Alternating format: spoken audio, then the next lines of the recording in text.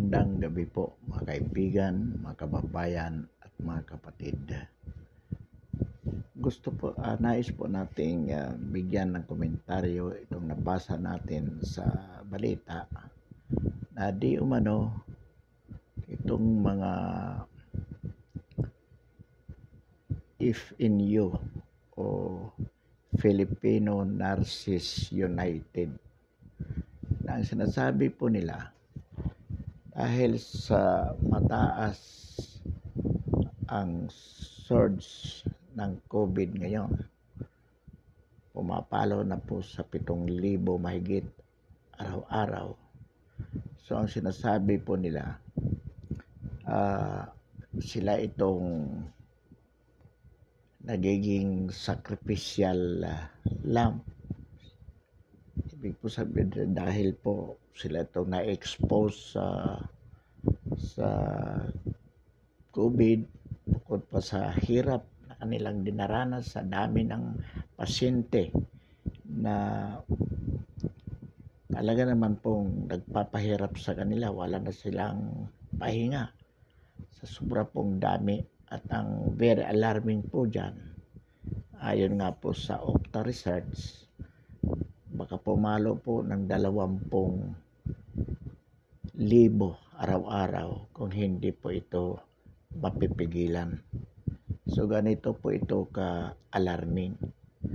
Kaya po ang sinasabi ng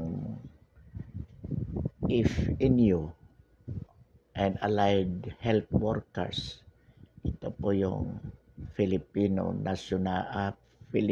Nurses United at mga kaalyadong manggagawa sa kalusugan. Ang sinasabi po nila na mayroong mishandling sa bahagi ng pamahalaan sa ating COVID responses. Kaya hinihiling po nila ang agarang pagbibitiw ng Health Secretary na si Francisco Duque. At minsan narinig natin na gusto nilang magkaroon ng holiday. Kung hindi po tayo nagkakamali, na ibig po sabihin yan, parang kung sakali, parang pagtanggi, papahinga, kumbaga, hindi naman totally na pagtanggi, pahinga, sapagkat totoo naman pong napapagod sila. At ang sinasabi po dito ni Vice Presidente sa biglang surge ng COVID po, ay dapat hindi sinisisi ng pamahalaan ang sambayanan o ang mamamayan. Bagkus, dapat tulungan. So ito po yung mga kritisismo laban sa ginagawa ng pamahalaan tungkol dito po sa COVID-19 na totoo naman po talagang tumataas. Ngayon, ano po ba ang talagang dahilan ng pagtaas nito? Well, sapagkat nilawagan po yung dating ECQ na mahigpit noong 1 taon. At kaya po na-control ang pagdami na minsan pumalo na lang po sa 500 itong huli bago po nagkaroon ng panibagong surge. Ang pagkatanda po natin parang mga 500 na lang o 700, basta less than 1,000 something. Pero ngayon po it's very alarming. For the last 3 days, ang atin pong pagkarinig sa balita ay nasa mahigit 7,000 na po. At ayon nga po sa Okta Research, kung hindi ito mapipigilan, it might reach at 20,000 per day. Ngayon po, bigyan natin ng ano po ang dahilan sapagkat niluwagan. Bakit po niluwagan? Sapagkat we cannot withstand strict quarantine in terms of ECQ. Bakit? Sapagkat sa ekonomiya po, maraming mawawalan ng trabaho, maraming magsasaradong kumpanya, maraming mawawalan ng trabaho, at suma total, maraming magugutom. At sinasabi nga po ng ating mga kababayan, maaaring hindi tayo mamatay sa COVID, ngunit pwede po tayong mamatay sa gutom. So in other words, ay ipit po ang gobyerno. Will it be strict quarantine in terms of lockdowns? Or luwagan mo ang ekonomiya para makontrol ang COVID-19, ngunit ang ekonomiya naman po ang maisasakripisyo. Niluwagan po, pag niluwagan nyo naman natin, ito naman po ang resulta, surge na pwedeng umabot nga na sa 20,000 per day. And with all these things going on, ito pong ating mga health workers ay nagre-reklamo. Ang sinasabi nila, they are very tired. Totoo naman po, it cannot be denied. At they are exposed to danger of being contaminated also with the virus. Kaya marami na nga pong mga nurses at doktor ang namatay. At kung aakyat pa po ang bilang, totoo naman pong more dangerous to them. Mas marami pa rin ang manganganib na mahawa. Ngayon po, ano yung ating paninindigan dito? Una po, first, let it be known to the FNU and allied health workers. Nire-recognize po natin ang inyong kabayanihan. We salute you for that. But it does not mean na pwede nyo na pong ma-blackmail ang gobyerno. It does not mean na dahil kayo ang nasa front line, malaki ang serbisyo nyo, kayo na po ang magdidikta sa polisiya na gagawin ng gobyerno in relation to its response to COVID-19 pandemic. Hindi po. At hindi po pwede, let it be known also, na hindi nyo po pwedeng gawin ang gusto nyo na magkaroon ng holiday. Inaamin po natin, kinikilala po natin ang inyong kabayanihan.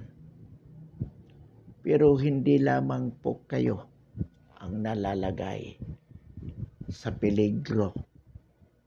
Anumang propesyon na ating pinapasok sa ating buhay ay mayroon pong kaakibat na panganib. Dulot ng ating tungkulin accruing to that profession. Kaya hindi nyo po pwedeng ipagmalaki, ipagmayabang, at i-blackmailin ang government dahil kayo ang nasa frontline, kayo ang masusunod. Hindi po. Take note of that. Under the police power of the state, hindi po pwedeng kayo ang masunod. You have to follow the government policies relative to its responses to the COVID-19 pandemic. Wala kayong choice kundi ang sumunod. At pag hindi kayo sumunod, may kaakibat na kaparusahan yan. Mayroon pong kaakibat na kaparusahan. Hindi, sinasabi po natin ito sapagkat hindi dahil wala tayong utang na loob sa inyo at pinipilit natin kayo na gawin ninyo ang labag sa kalooban ninyo. Sinasabi po natin ito para maintindihan po ninyo kung saan kayo dapat lumagay. Sabihin ninyo dapat ang mamuno, katulad ng sinasabi ni Pangilinan, sa mga checkpoint dapat mga nurses, mga doktor. Kalukuhan po. Ang gobyerno natin ang higit na nakakaalam kung ano ang dapat gawin responses to this COVID-19 pandemic in its macroscopic view. Hindi po pwede ito na tingnan mula sa isang aspeto lamang, sa aspeto ng inyong interest. Sapagkat ang responses po sa COVID-19, malawak po, broad, napaka-broad po ang aspeto nito, ang perspective nito. For instance, economic aspect cannot be separated from the health aspect. Security aspect also. Yung enforcement of the policy of the quarantine, magagawa po ba yan ang mga doktor at nurses, Pangilinan? Sa tigas ng ulo ng mga Pilipino na salit na makipagtulungan katulad ninyo, wala kang ginawa kundi panay kritisismo. Yan ang problema dito. Kahit yung mga leader natin, kahit pa sa halip na makipagkaisa, panay kritisismo. Kaya itong mga frontliners, mayroon sarili ring pananaw at gustong ipilit sa ating gobyerno. Hindi po pwede yan. Kayo po mga nurses, pag kayo po ay tumanggi, pwede kayong tanggalan ng lisensya. Matter comes to worse, pwede nga kayong ikulong kung hindi kayo magtatrabaho.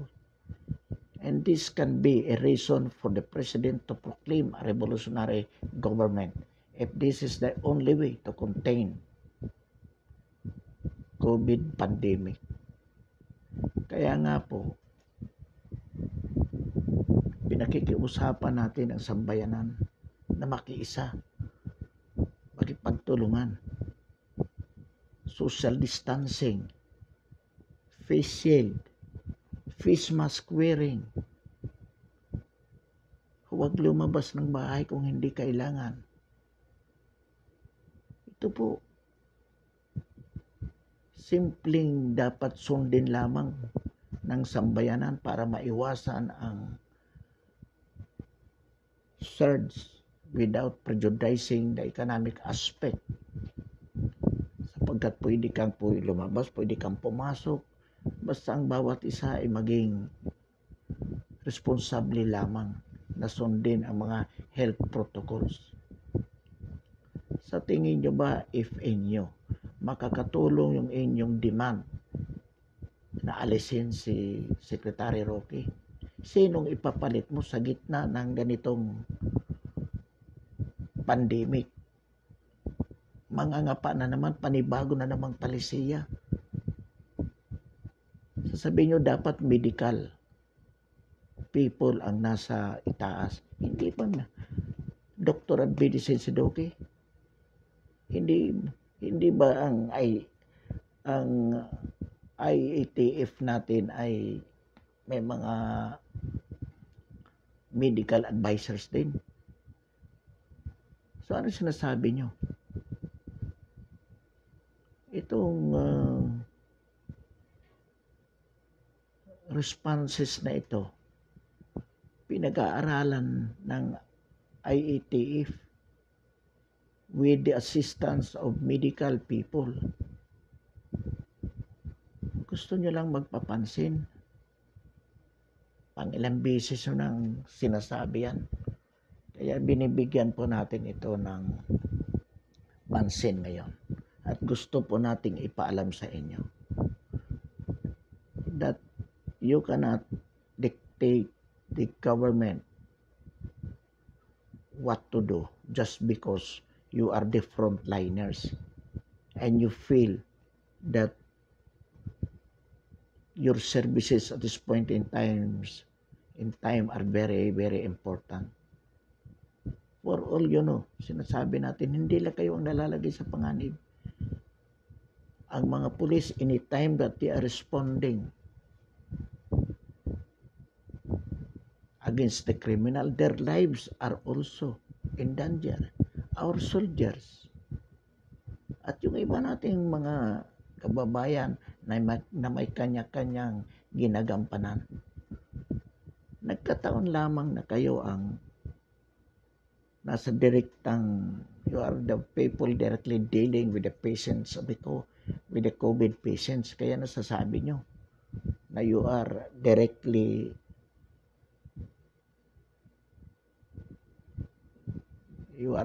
exposed to COVID. And of course, that is true. But as we said, that is your responsibility. Being doctors, nurses, being people working in the hospitals. I repeat, lest I would be misunderstood. We recognize the importance of what you're doing and we salute you for that. But again, we emphasize that that could not be a reason for you people to dictate upon the government what you want. Kasi pag sinunod kayo, isa lang naman ang perspektiba na pinagbasihan nyo. Your own personal interest. How about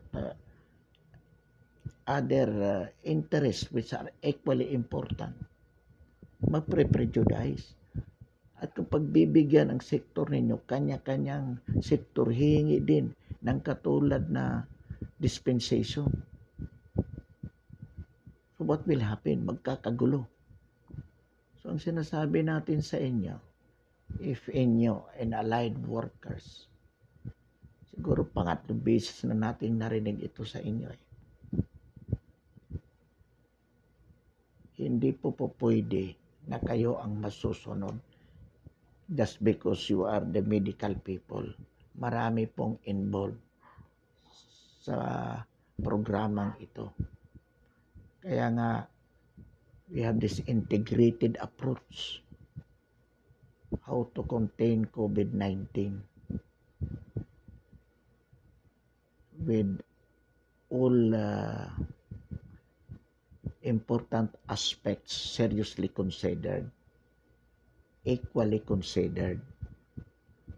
Of course, kinikilala po natin yung danger and we want you to be safe. Kaya nga, kayo ang unang binakunahan Yung first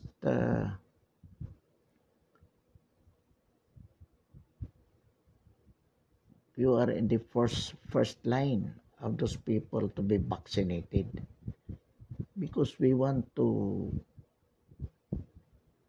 ensure that you will be safe from being contaminated. At napapagod kayo. Kaya nga ang gobyerno natin ay ang DOH, narinig natin, nagre-recruit, may mass recruitment para sa contact tracers, para sa mga maging health workers, kahit hindi pasado sa board. Basta tapos ka ng nurse, may background ka, you are being accommodated. Because we recognize the fact na kulang talaga ang mga personnel natin of your kind. Pero sinasabi po natin, sa halip na magreklamo tayo, sa halip na pahirapan pa natin ang gobyerno in terms of unreasonable demands, pagtulungan na lang po tayo. At hikayatin natin yung ating mga kababayan sa halip na udyukan, sabihin na mali ang gobyerno sa ginagawa nito. Makipagtulungan na lang po tayo. Katulad nito si Leni Robredo as president. Gusto mo lang magpasikat, Leni. Kaya ka talaga wala kaming kabilib-bilib sa iyo. Masyado kang madaldal, masyado kang nagpapapansin na mali naman. Sasabihin mo, huwag sisihin ang mamamayan. Sa halip, tulungan na lang. Bakit hindi mo sisisihin? Kung sila naman talaga ang totoong dahilan kung bakit lumalala itong problema sapagkat matigas ang kanilang ulo dahil hindi nila sinusunod ang mga basic health protocols na ipinatutupad. At kayo lumalakas ang loob ng mga ito dahil kayo na mga gagong opisyalis. Una dyan, ikaw, Leni Robredo, Kiko Pangilinan, Grilon, Lacson. Sa halip na makipagtulungan kayo, panay ang odyok nyo sa taong bayan na mali itong ginagawa. Huwag sundin.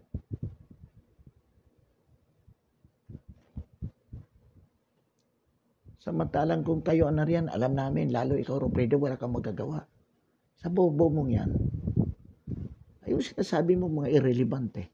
Katulad yan.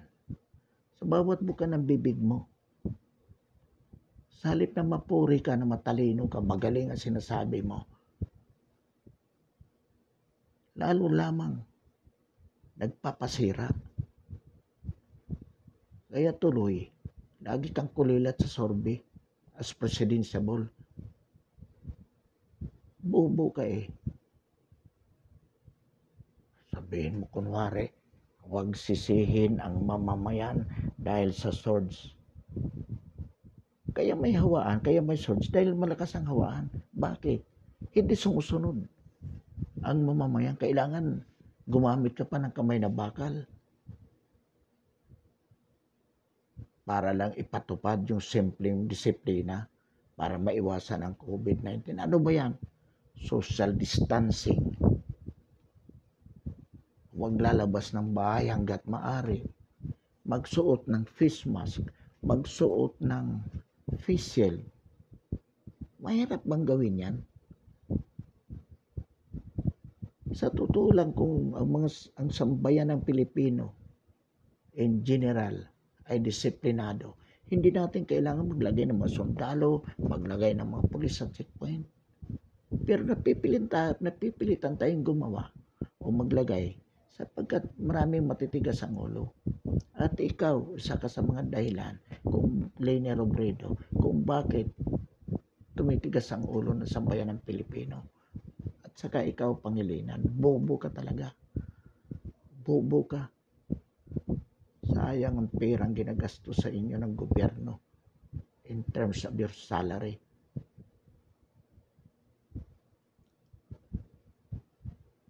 Daming problema ng sambayan ng Pilipino. Ito rin si Carpio, na turingang retired justice ng Supreme Court. Sabi niya, the first step of what we are doing is to get out of the Duterte group in the government. Ulul. Sino ilalagay nyo? Kayo? Yung simpleng Yolanda nga eh. Hindi nyo matugunan ng maayos. Simple lang yan. Kaunting lugar lang yan. Tacloban. Wala kayo nagawang maayos eh. Mamasapano nga. Hindi nyo naayos. Namatay lahat yung sa 44. Naalala nga natin, kaupo ni Pinoy noon. August 2010. Yung hostage sa Lunita, isang pulis. Ang kailangan lang ng pulis na yon, yung Mendoza, kailangan lang bigyan ng assurance yung kanyang kaso sa ombudsman na matagal nang hindi gumugulong. Ilan ang namatay doon? Dahil sa incompetence nitong mga dilawan. Tapos sasabihin ni Carpio, the first step is to get out of the Duterte group. Get out of the government. nawala ang Duterte Group sa gobyernong ito, babagsak ito dahil mga bobo kayo at ang inyo lamang interes ang inyong inaalagaan. Wala kayong pakialam sa pangkaraniwang mamamayan. Yan ang katotohanan. Balikan po natin itong issue ng FNU. Inuulit po natin, Filipino Narcis United.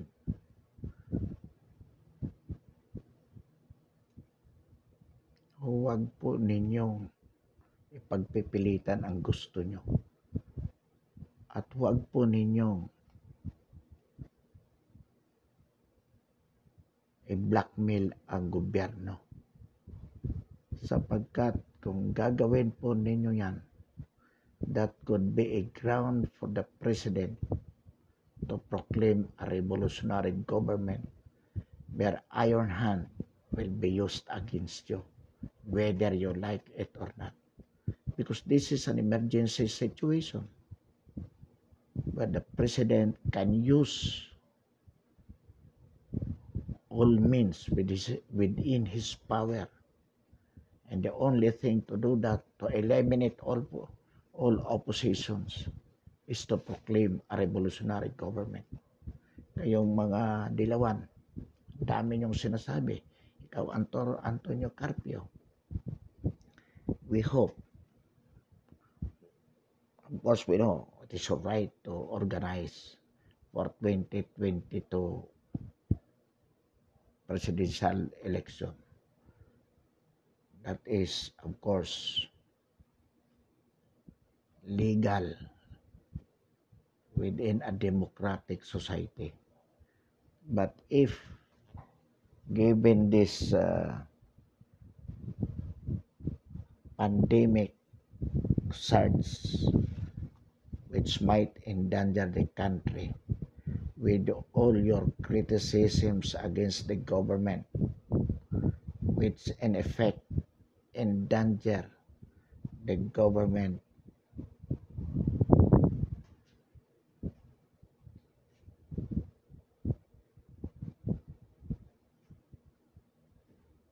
in order to save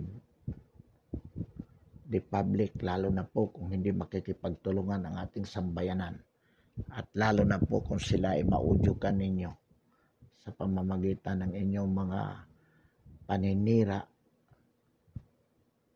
sa ating pamahalaan na mali ang ginagawa ng ating gobyerno, at ang sambayanan ay hindi makipagtulungan to the effect na umabot nga sa 20,000 daily or even more.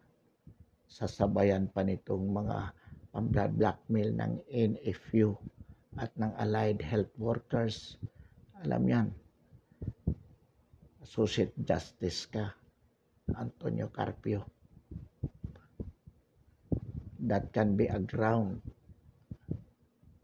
The emergency situation could be a valid ground for the president to proclaim a revolutionary government. At pag nangyari yan, yung sinasabi nyong authoritarianism ay talagang magagamit yan. So ang sinasabi po natin dito, to avoid reaching that point where the president would be compelled to proclaim a revolutionary government, magtulong-tulong tayo. Kayo mga opposition, be reasonable with your criticism. Ikaw, Lene Robredo, abogado ka, pero yung mga sinasabi mo, pasikat lang, masyadong illogical. Ito ay opinion natin na ipinararating para mapag-isipan ninyo, sapagkat hanggat maaari gusto natin yung normal na pamumuhay Gusto natin yung walang hassle. But 20,000 daily COVID contamination, that is very, very much alarming. Kaya nga po, magtulungan tayo, hikayatin ang sambayanan, ang mamamayan na makipagkaisa sa ating pamahalaan na sundin ang basic health protocols, yung mga lockdowns locally kung saan merong mga natitrace na COVID contamination sa isang area. Pakiusapan natin ang sambayanan, kaisa tayo na sumunod sila at kung anong tulong na pwede natin gawin. Yung mga budget ng opisina nyo doon sa mga kailangan na magkaroon ng lockdown, hindi sila pwedeng lumabas, kailangan bigyan ng ayuda. The budget of your offices. Robredo, malaki ang budget ng Vice President. Kung saan mo lang ginagamit yan. Panay picture ka lang. Nagbabay ka ng mga PR mo. So, inuulit po natin. If inyo and the allied health workers be a good soldier by following the chain of command. This is not the time para sabihin natin patalsikin si Duque, baguhin ang mga policies. It is not the time na magpapansin kayo at sasabihin nyo na kung hindi kami mapapansin, magde-declare kami ng holiday. Never do it. You are opposing the president to the wall if you do that, of proclaiming a revolutionary government. Magandang gabi, maraming salamat, and we invite everyone to subscribe our YouTube channel, ang ating paninindigan sa napapanahong isyu ng lipunan. Marami pong salamat at magandang gabi ulit.